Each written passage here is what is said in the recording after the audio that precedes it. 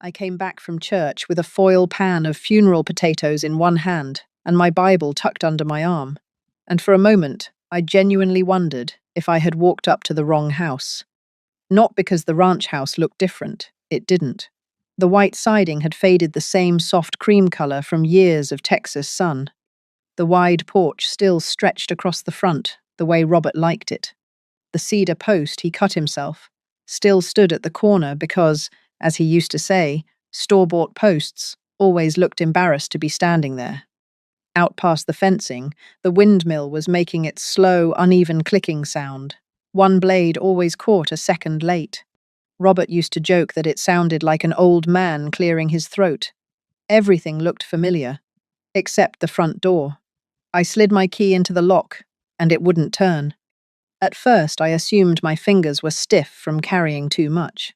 The foil pan was still warm against my palm. Then I wondered if I had somehow grabbed the wrong key from the ring, which would have been unusual because I had carried that same brass house key since 1998. I could probably find it in the dark. I tried again, slower this time.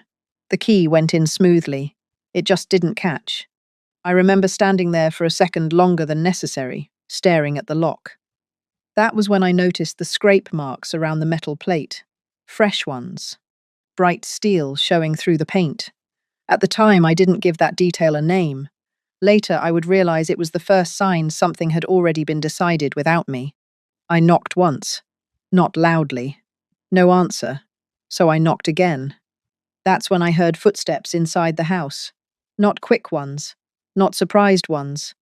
Slow, measured steps, the kind that tell you someone already knows you're there and is deciding how much of themselves to reveal. The door opened about 4 inches. My son Wade stood there wearing one of Robert's old denim shirts. It hung on him in a way that didn't quite fit. He hadn't shaved. His eyes looked puffy, though not from crying. More like sleep and irritation.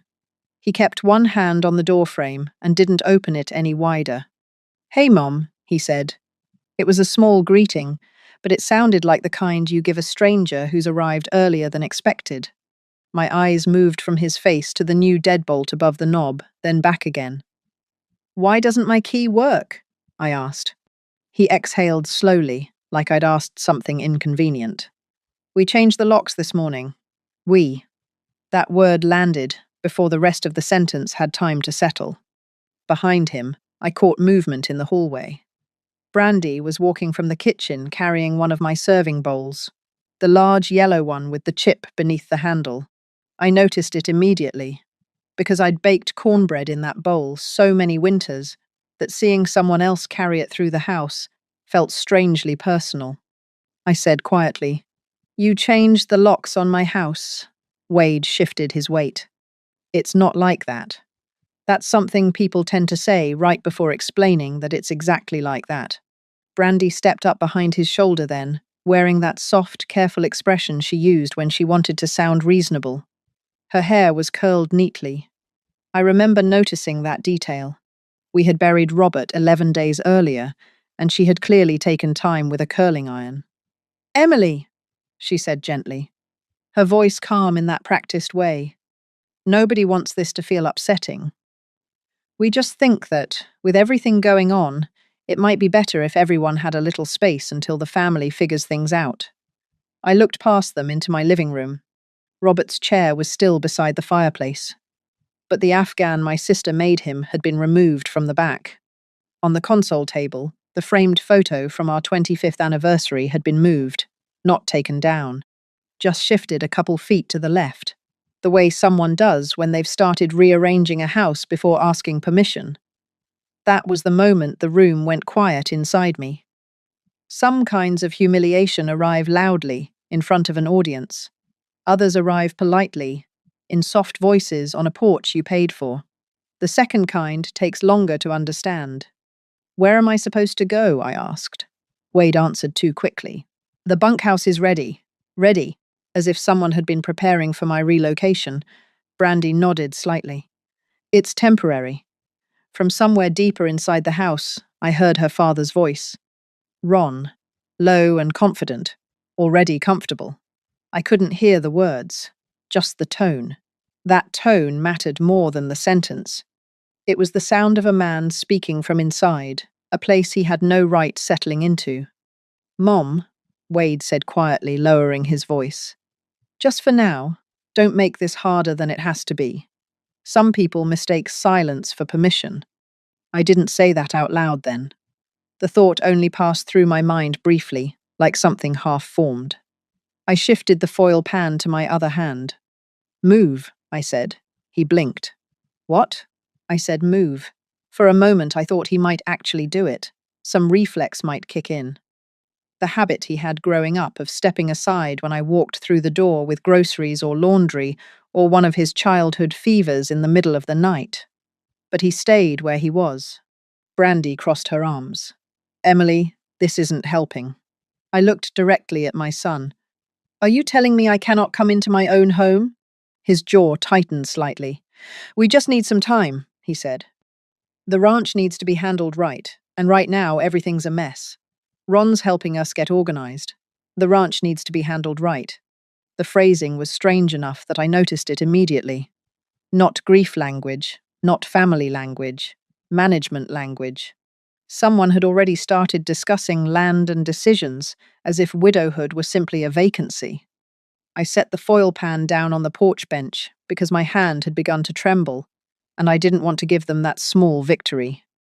At the time, I didn't think much of it, when Cheryl walked into view, carrying a roll of blue painter's tape and a marker. But later, I realized that moment mattered more than I understood. People who bring labeling supplies into a house are not planning to stay briefly. She paused when she saw me. "Oh," she said, smiling politely. "We didn't know you'd be back so soon." Back? As if I had been away on vacation instead of returning from church after burying my husband. My mouth felt dry. "Wade," I said calmly, "go get my handbag from the kitchen table and my medicine from the bathroom drawer." He didn't move. Brandy answered instead. "We packed some essentials already." Packed. Another word people shouldn't use about your life while you're still living it. She gestured toward the bunkhouse behind me. "You'll be comfortable there for now." I stood there another moment, looking past them into the hallway where I had lived most of my adult life. If I raised my voice, they would use it. If I pushed past them, they would call it instability. That part had already been decided, so I chose procedure over reaction. "All right," I said. Wade relaxed too quickly. I picked up the foil pan again, slipped my keys back into my purse, and asked one final question. "Who changed the locks?" No one answered at first. Then Ron called out from inside the house without bothering to appear. "Licensed guy from Abilene. Did it proper." He sounded proud of that detail. I nodded once. Good to know. Then I walked down the porch steps with my Bible under one arm and crossed the yard toward the bunkhouse they had prepared for me. The afternoon was completely still. When your life shifts suddenly, you notice strange things. The horse trough by the fence needed cleaning. Someone had left the south pasture gate unlatched. A feed receipt had blown halfway under a flower pot. The mind records details when it's trying not to split apart. Inside the bunkhouse, my suitcase sat on the bed. Not beside the bed, on it. Zipped, closed, waiting. That's when everything changed. I set the foil pan down on the small laminate table and looked around. 3 framed photographs had been placed on the dresser. Not the wedding photo, not the Christmas one. Just 3 neutral ones. The kind of choices someone makes when they're trying to appear considerate without preserving anything important. On top of the suitcase sat a manila envelope with my name written in thick black marker, not Robert's handwriting. Inside were my blood pressure pills, a toothbrush, 2 nightgowns, and a note written on torn legal pad paper. "For now, this is best for everyone." No signature. I sat down on the edge of the bed and looked out the bunkhouse window toward the main house. From there I could see the roofline and the porch where Robert used to shell pecans in the fall. I didn't cry. Not then. I reached into my purse, pulled out my phone, and called the one person I trusted to understand the difference between family emotion and legal reality. My brother Tom answered on the second ring. I said one sentence. "They changed the locks." He was quiet for half a beat. Then he asked, in that calm way of his that meant he was already thinking ahead, "Did they put that in writing anywhere?" And for the first time all day, the ground under me felt steady again. Tom didn't answer my question right away. That pause told me more than anything a quick answer would have. My brother had always been that way. When something serious happened, he stopped first, listened, measured the situation in silence before speaking. "You don't know?" he said finally. "No," I replied. I was still sitting on the bunkhouse bed, staring at the cardboard box Cheryl had carried in earlier. Robert's spare coffee mug rested on top of a folded sweater, placed there so deliberately that it almost felt like a display. I picked it up and turned it slowly in my hands while I waited for Tom to continue. "Robert asked me to witness the will update," Tom said at last. 3 years ago. 3 years. I tried to place the time. It would have been around the period when Robert first began having heart trouble. He never admitted it openly, but I remember the way he would sit a little longer before standing up from the porch chair. "He told you?" I asked. "Only part of it," Tom said. "Enough that I'd understand if something ever looked off." The word hung there for a moment. "What part?" I asked. "The authority clause." The phrase sounded oddly formal for a conversation between siblings standing in a ranch bunkhouse. "What authority clause?" I asked. Tom shifted something on his desk. I could hear paper moving through the phone line. "Emily," he said carefully, "your husband built safeguards into that will. Most people only think about inheritance." Robert thought about control. The sentence cooled the room. "Control of what?" I asked. "The ranch." Outside the bunkhouse window, the wind pushed against the siding again. The metal panel rattled softly. Through the glass, I could see the porch light at the main house flick on as the afternoon dimmed toward evening. "What kind of safeguard?" I asked. Tom paused before answering. "The property doesn't pass automatically to Wade." I blinked. "Well, of course not," I said. "It's mine." "Yes," Tom replied calmly. But Robert also added a conditional inheritance clause for Wade. I leaned forward slightly, resting my elbows on my knees. "Conditional how?" Tom spoke slowly now, the way he always did when he wanted every word to land properly.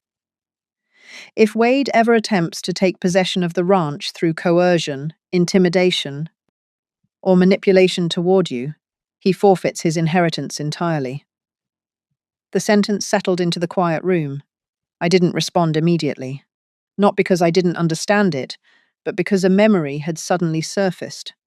Robert, sitting at the kitchen table late one evening, papers spread in front of him, the yellow desk lamp casting that warm circle of light he always liked.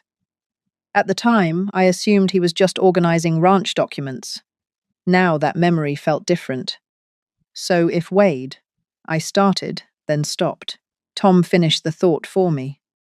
"If Wade tries to push you out or take control improperly, the ranch bypasses him entirely." "And goes where?" I asked. "Your trust decides," Tom said. Robert built a secondary distribution structure. That phrase sounded complicated enough that I pressed my fingers lightly against my forehead. "At the time," Tom continued, "Robert said something I remember very clearly." "What?" Tom paused again. He said, "Emily will always give Wade the benefit of the doubt, so the law has to give her backup." For a moment, I couldn't speak. Outside the bunkhouse window, the porch light at the main house glowed brighter as the sky darkened. Wade was standing outside now, talking with Ron. Cheryl had come out carrying a clipboard. They were measuring something. The barn walkway, perhaps, or the porch steps. People planning ownership always start with measurements. That's when the room went quiet, I said softly. Tom didn't ask what I meant. He understood. "Tomorrow morning," he said calmly, "we go to the county office and read the will in full." "What happens if the clause applies?" I asked. Tom's voice shifted into that purely procedural tone he used when dealing with legal matters. "Then the ranch remains fully under your authority. Wade cannot legally assume control." And if he tries anyway, then we document it. I looked out the window again. Ron was pointing toward the barn now, explaining something to Wade with wide, confident gestures. Cheryl was writing notes on the clipboard. None of them looked toward the bunkhouse. That detail mattered more than anything else. They think this is temporary, I said. What is? Tom asked. My staying back here? Tom didn't answer. He didn't need to, because just then another memory surfaced. Late summer, 2 years before Robert died. We were standing near the horse trough after sunset. The sky had turned that soft purple color Texas evenings sometimes get. Cicadas buzzed loudly in the trees, forcing us to pause between sentences. Robert had been checking the gate latch when Wade drove up in his truck with Brandy beside him. They didn't get out right away. Robert watched them for a moment. Then he said something quietly. Sometimes people confuse inheritance with permission. I remember asking him what he meant. He had shrugged and said, "Just something I've been noticing." At the time, I thought he meant Wade's impatience about expanding the cattle operation. Now the memory landed differently. Back in the bunkhouse, Tom spoke again. "Emily, listen carefully. Tomorrow morning we confirm the language of that clause. All right. Tonight, you don't argue with anyone." I wasn't planning to. Good. Then he added one more instruction. "If they ask you to sign anything, don't. I won't. And Emily, yes? If they've already changed the locks, the situation may already qualify under the clause." The words settled slowly. My eyes drifted back toward the house. Wade had gone inside now. Ron and Cheryl were still outside, talking quietly under the porch light. Cheryl peeled a strip of blue painter's tape and stuck it beside the door frame, writing something on it with a marker, labeling something again. Another small detail. Another loop waiting to close. "Tom," I said quietly. "Yes?" "I think they're planning more than organizing." "I assumed that," he replied. Then he said something that would matter later. "Most people who try to take land make one mistake." "What's that?" "They assume paperwork comes after the takeover. And, in reality," Tom said, "paperwork is what decides who actually owns the land." I looked at the porch one last time. Ron and Cheryl were heading inside now. The front door closed behind them. The ranch went quiet again. I stood up slowly and walked over to the bunkhouse table. Robert's spare coffee mug sat beside the cardboard box. I picked it up again and ran my thumb along the chipped edge. Robert always said the same thing about land and law. You can't take what was never yours. At the time, it sounded like ranch wisdom. Now it sounded like preparation. And tomorrow morning, we were going to find out exactly how prepared he had been. The next morning began earlier than I expected. I woke before the alarm, the way people sometimes do when their mind has been working quietly all night, sorting through something it hasn't fully explained yet. The bunkhouse window carried that pale grey light that appears just before sunrise in West Texas. Outside, the windmill was already turning slowly, the familiar uneven click of its blades drifting through the still air. For a moment, I forgot where I was. Then I noticed the cardboard box on the dresser, and everything returned. I dressed slowly, tying my hair back the way I always had, before starting ranch chores. Habit can be comforting when everything else feels uncertain. When I stepped outside, Tom's truck was already coming down the gravel drive. His timing had always been precise. When we were children, he used to arrive for dinner, exactly when our mother finished setting the table. He stepped out of the truck, carrying a leather folder. "Morning," he said. "Morning." Neither of us mentioned the bunkhouse. Some things didn't need explanation. We drove into town, mostly in silence. The ranch road fed into the highway the same way it always had. 2 long, straight miles past mesquite and dry grass. I had taken that drive thousands of times in my life. Yet that morning, every mile felt slightly unfamiliar, as if the land had shifted half an inch overnight. About 10 minutes outside town, Tom finally spoke. "Did anyone give you paperwork yesterday?" "No." "Did anyone ask you to sign anything?" No, he nodded once. That's good. We pulled into Abilene just after 9. The county building looked exactly as it always had. Square, brick, practical. People walked in and out, carrying folders and coffee cups, moving through ordinary business that rarely draws attention, but quietly determines the direction of people's lives. Inside, the air conditioning hummed steadily, and the floors carried that faint scent of cleaning solution. Tom walked straight to the records counter like a man who had done this many times before. A clerk with reading glasses looked up from her screen. Morning, Tom replied. We need to review the estate file for Robert Walker. She typed for a moment, scanning her monitor. Files archived, but accessible. Give me a minute. While she disappeared into the back room, I watched the quiet activity around us. A couple stood near the tax window arguing in low voices. A rancher leaned over a counter studying property maps. Somewhere a printer beeped repeatedly. Institutional places have their own rhythm. They don't react to personal drama. They simply record outcomes. The clerk returned, carrying a thick file, and placed it on the counter. There you go. Tom thanked her and led me to a small review table near the window. He opened the file carefully. The first pages were familiar documents, death certificate copies, probate notes, trust paperwork. Then he reached a section marked Final Will and Testament. That's the one, he said. I felt a strange calm settle over me as he slid the document across the table. Robert's name appeared at the top in neat legal lettering. Tom read quietly for a moment, scanning paragraphs with the efficiency of someone trained to notice important details. Then his finger stopped halfway down page 3. There it is. He turned the paper toward me. I leaned closer. The language was formal but clear enough to follow. Any attempt by my son, Wade Walker, or any representative acting on his behalf to assume control, occupancy, or management of the Walker Ranch through intimidation, coercion, or manipulation toward my wife, Emily Walker, shall immediately void his inheritance rights. I read the sentence once, then again, and then a third time. That's when the lawyer looked up and paused, Tom said quietly, tapping the page. He continued reading.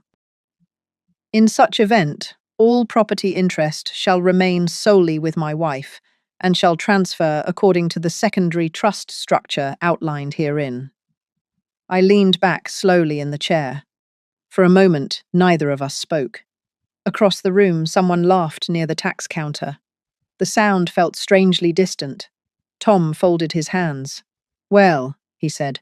That's clear. I nodded slowly. Yes, he pulled another document from the folder.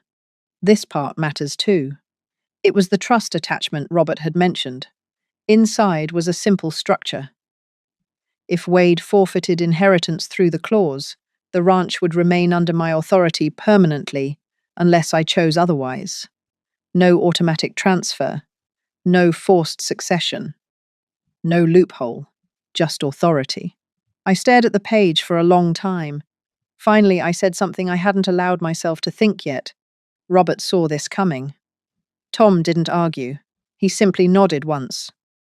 Looks like he did. At that moment, the clerk walked past our table carrying another stack of files. Tom raised his hand slightly. Excuse me. She stopped. Yes? Tom asked a simple procedural question. If someone tried to file property authority changes for this ranch, where would that show up? She didn't hesitate. County clerk filings, she said. Title transfers, management authorizations, power of attorney filings, anything like that. Tom nodded. Would you mind checking if anything was submitted yesterday? The clerk turned back toward the computer. A minute passed, then another. Finally, she shook her head. Nothing filed. Tom looked at me. That's important, he said quietly. Why? I asked. Because it means they haven't formalized anything yet. He closed the will folder gently. Right now, all they've done is change locks. The sentence sounded almost casual, but its meaning carried weight. Changing locks might control a door. It didn't change the law. We sat there another minute while Tom organized the papers back into the folder. Before standing up, He said something calmly that stayed with me. Authority doesn't come from saying something first. I looked at the will again. Where does it come from? Tom nodded toward the document. From what's already written. That sentence settled somewhere deep inside me. Because at that moment, across town on my ranch, Wade and his in-laws were probably walking through rooms, making plans, talking about land, talking about improvements, talking about what would happen next. And none of them knew the most important rule had already been written years earlier. We thanked the clerk and stepped back outside into the Texas sunlight. As we walked toward the truck, Tom said something else. "We're not done yet. What do you mean? We've confirmed the rule." He opened the truck door. "Now we wait to see how they break it." And that was the moment the situation truly began to escalate. When Tom said we would wait to see how they broke the rule, I understood what he meant. Procedure only works if someone reveals their intentions. We drove back to the ranch just after noon. The sun had burned the morning haze away, leaving the pasture wide and bright. The windmill had picked up enough breeze to spin steadily now instead of clicking unevenly. Tom parked beside the bunkhouse. Neither of us went straight to the house.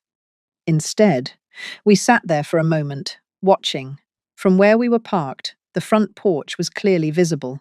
Ron's truck was still in the driveway. Cheryl's sedan sat behind it. The front door stood open, and now and then voices drifted out, though we couldn't make out what they were saying.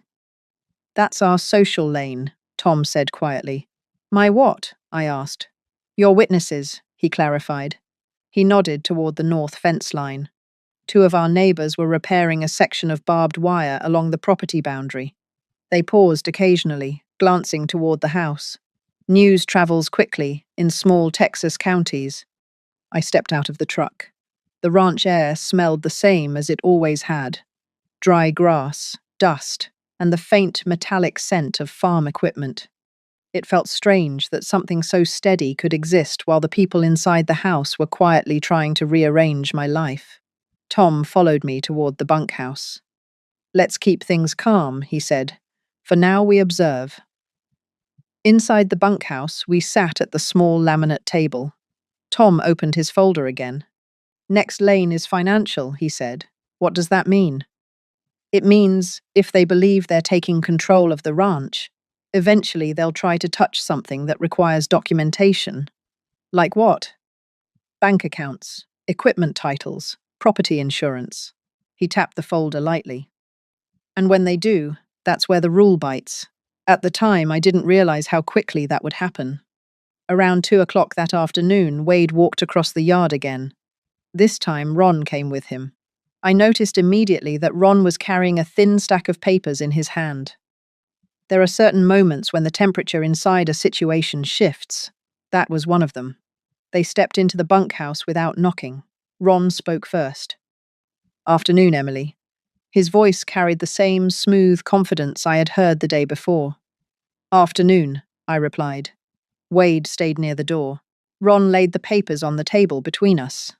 "We're just trying to get things organized," he said. "There are a few management forms we'd like you to sign." Tom didn't speak yet. He simply leaned back in his chair and looked at the papers. I glanced down. The top page read, "Property Management Authorization." My name appeared at the top. Wade's name appeared beneath it. That's when everything changed. Because this was the moment the situation moved from family disagreement into documented intent. "What exactly does this do?" I asked. Ron smiled politely. "It allows Wade to handle ranch operations more efficiently." Tom finally spoke. "Efficient for who?" Ron turned toward him, noticing him more carefully now. "And you are?" "Her brother." Ron nodded slowly. "Well, we're simply helping the family move forward." Tom reached forward and picked up the first page. He read it quietly. Then he flipped to the second page. Then the third. His expression never changed. Finally, he set the pages back on the table. "No," he said calmly. Ron frowned. "Excuse me?" "She's not signing that." Wade stepped forward. "Tom, this isn't your decision." Tom looked at him evenly. "No," he agreed. "It's Emily's." Then he slid the document back toward Ron. But legally speaking, this form would give you operational control of the ranch. Ron folded his arms.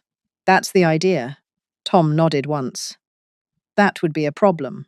Why? Wade asked. Tom tapped the folder in front of him. Because your father's will contains an authority clause. For the first time since they walked in, Wade looked uncertain. What clause? Tom spoke slowly. If you attempt to assume control of the ranch through coercion or manipulation toward your mother, you lose your inheritance. The room went quiet. That sentence had been building quietly since yesterday. Now it landed. Ron's confident expression shifted slightly. That's ridiculous, he said. Tom slid a photocopy of the will across the table. You're welcome to read it. Ron did. His eyes moved across the paragraph once. Then again. He didn't speak for several seconds. Wade leaned over his shoulder, trying to read the same page. What does that mean? Wade asked. Tom answered calmly. It means if you push your mother out or try to take the ranch without her consent, the property will never transfer to you. Ron set the page down slowly. That clause would never hold up. Tom shrugged slightly. It already has. He tapped the courthouse seal on the document. Filed 3 years ago. That's when the room went quiet again. Not stunned silence. A colder one. Wade looked at me. Mom, you knew about this? No, I said honestly. Then why are you letting him threaten us with it? Tom answered before I could. This isn't a threat. He leaned forward slightly. It's a rule. Ron's voice hardened. Robert never mentioned anything like that. Tom smiled faintly. That was the point. For a moment, nobody moved. Then Wade pushed the papers back toward Ron. We'll deal with this later, he muttered. Ron gathered the documents slowly. As they turned toward the door, Tom added one more sentence. You should be careful. Ron stopped. Why? Tom spoke calmly. Because the clause activates when control is attempted. He gestured toward the papers Ron was holding. And those documents are evidence. That line landed harder than anything else said that afternoon.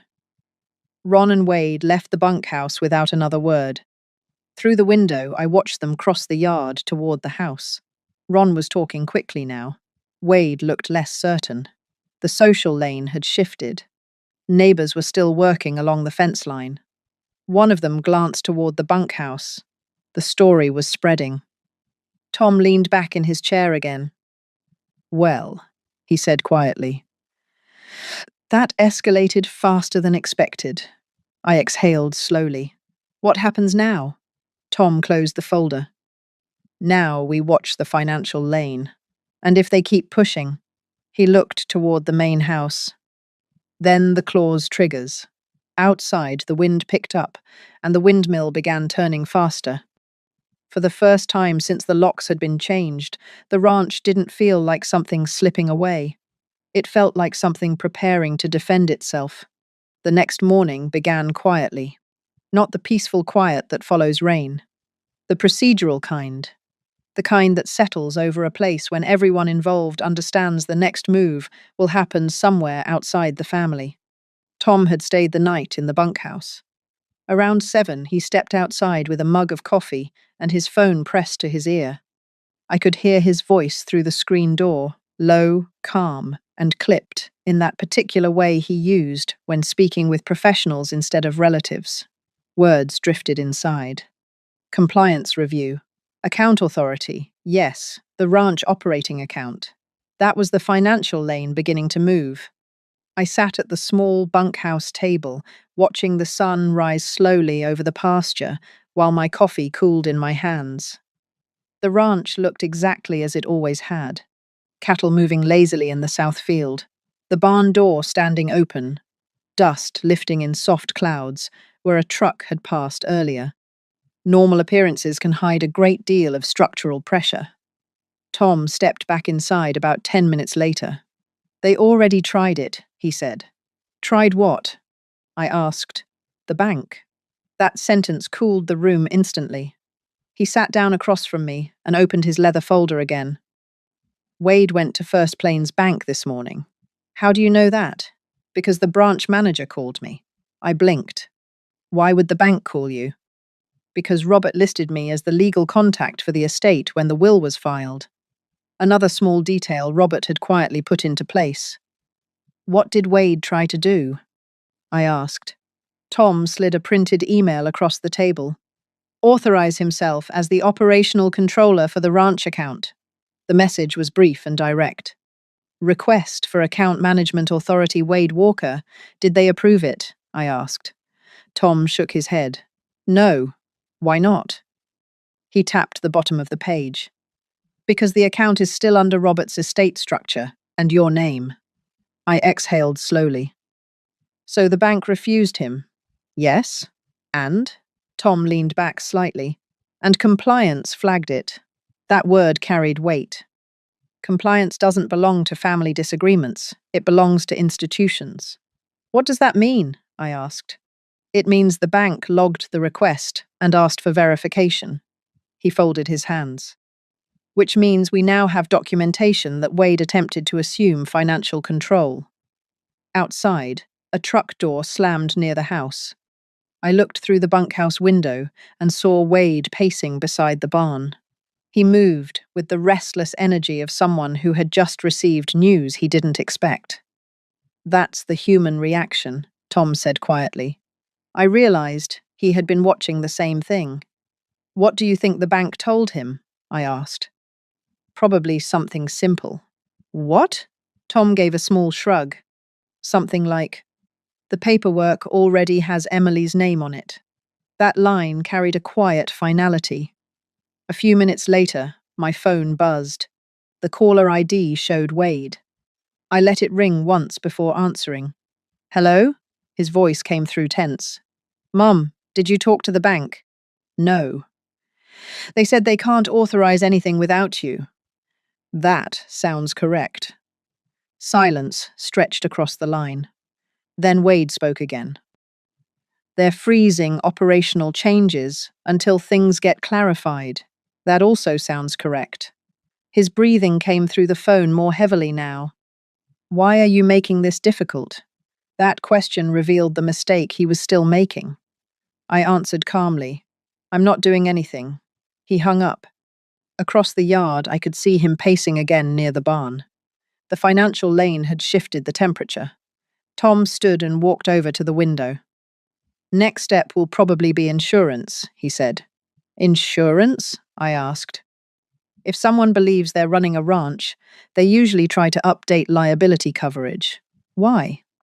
Because banks and equipment leases require it. I nodded slowly. Institutional systems rarely move alone. They connect to one another like gears. Around noon, the social lane moved again. Mrs. Carter from the neighboring property pulled into the driveway with her pickup. She stepped out, holding a foil-covered plate. I walked outside to meet her halfway.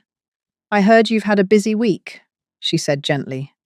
In rural communities, that sentence carries a lot of meaning. Yes, I replied. She glanced toward the house. I saw Wade down at the bank this morning. There it was. Community witnesses. I suppose that makes sense, I said. She handed me the plate. Peach cobbler, she said. Figured you might not be cooking much lately. Thank you. She hesitated before climbing back into her truck. Then she added quietly, Robert always said that ranch belonged to you. Another quiet reinforcement from the social lane.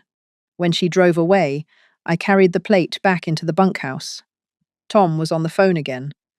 His voice sounded even calmer now. Yes, I understand. A pause. Yes, we'd appreciate written confirmation.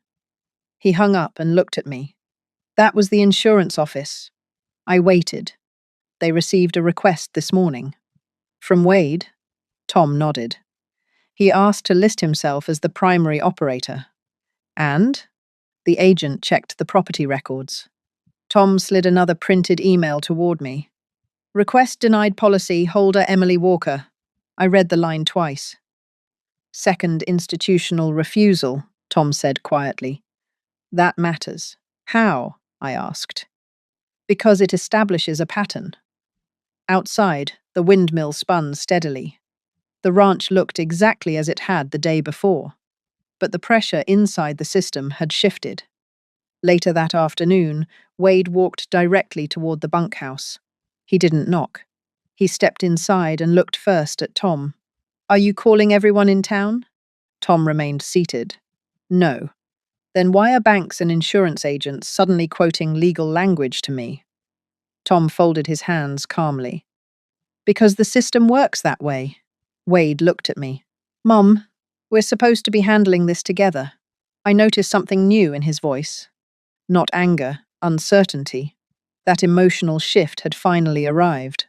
I answered quietly. "You changed the locks." The sentence sat between us. He looked away. For the first time since Robert died, Wade didn't look like the man controlling the ranch. He looked like someone who had just discovered the ground beneath him had rules. Tom spoke once more before Wade left. "You should slow down." Wade frowned. "Why?" Tom nodded toward the folder on the table. "Because every attempt you make to take control activates the clause." Wade didn't answer. He walked out of the bunkhouse slowly this time. From the window, we watched him cross the yard toward the house. The social lane was quiet. The financial lane was tightening. And somewhere inside the legal structure Robert had built years earlier, the rule was beginning to close around the situation. Tom sat back down in his chair. "Now the tone changes," he said. "How?" "Performance turns into panic." Outside, the wind picked up across the pasture. And for the first time since the locks had been changed, the ranch felt less like a place under siege and more like a place where the system itself was beginning to speak.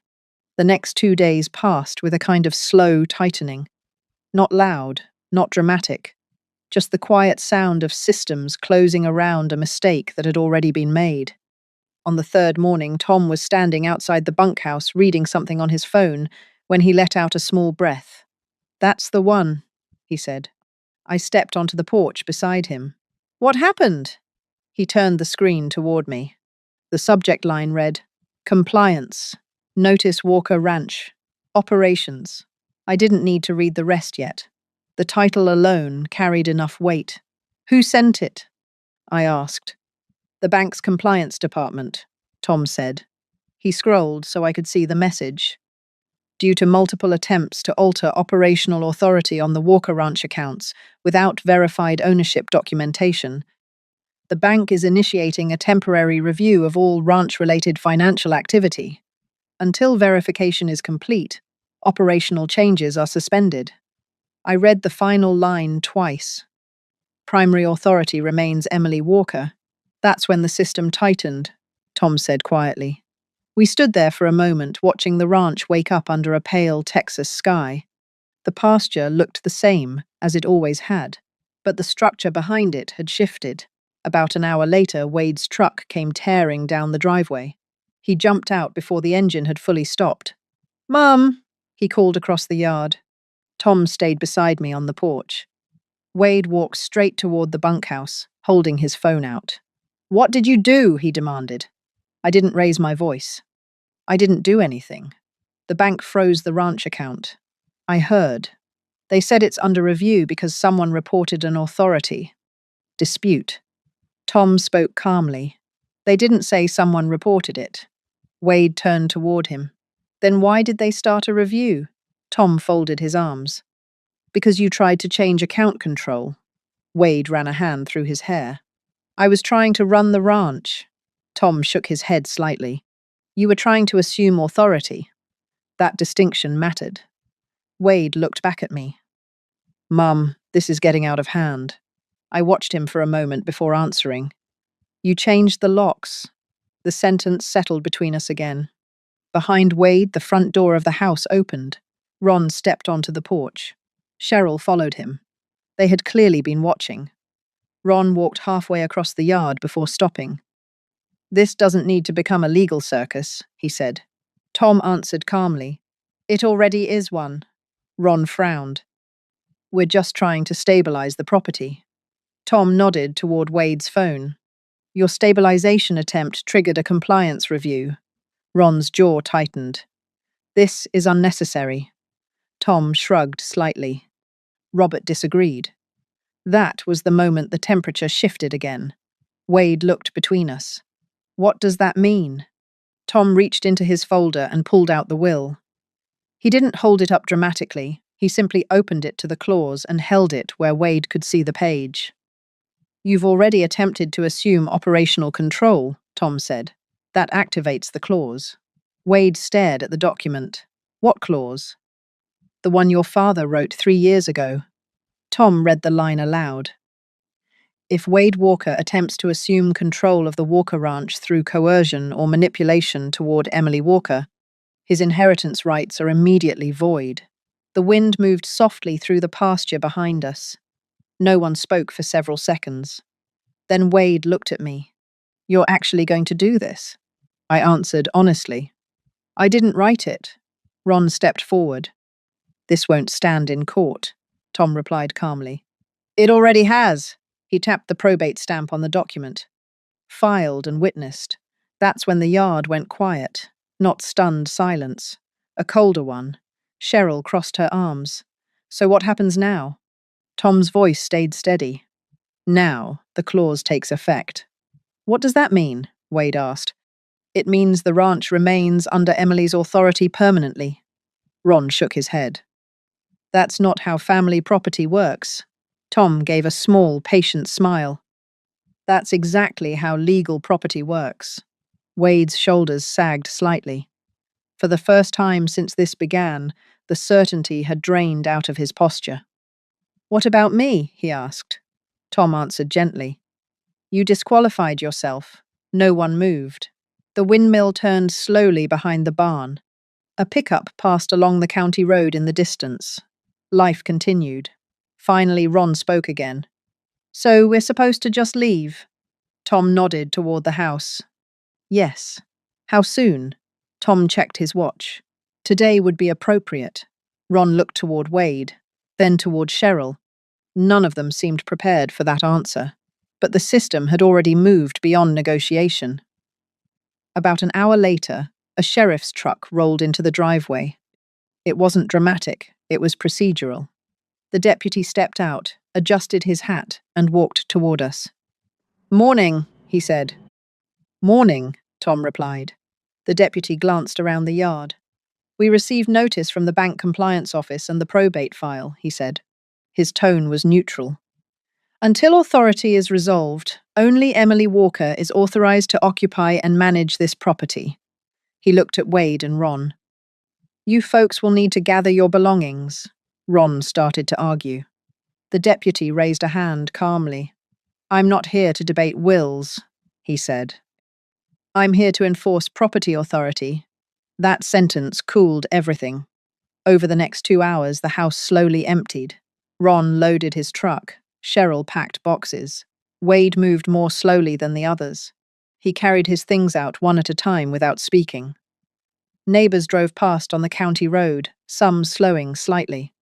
The social lane had reached its quiet conclusion. By late afternoon, the driveway was empty again. The ranch felt larger somehow. Tom stood beside me on the porch. Well, he said softly. That's done. I walked inside the house slowly. The living room smelled faintly of dust and furniture polish. Robert's chair still sat beside the fireplace. The framed photograph on the console table had been moved earlier, but I placed it back where it belonged. For a moment, I simply stood there. The house was quiet again. Not lonely. Just settled. Tom stepped inside behind me. You okay? He asked. I nodded. Yes. Then I said something that had been forming in my mind since the day the locks were changed. Some people mistake silence for permission. Tom smiled faintly. They do. I walked to the front door and turned the key in the lock.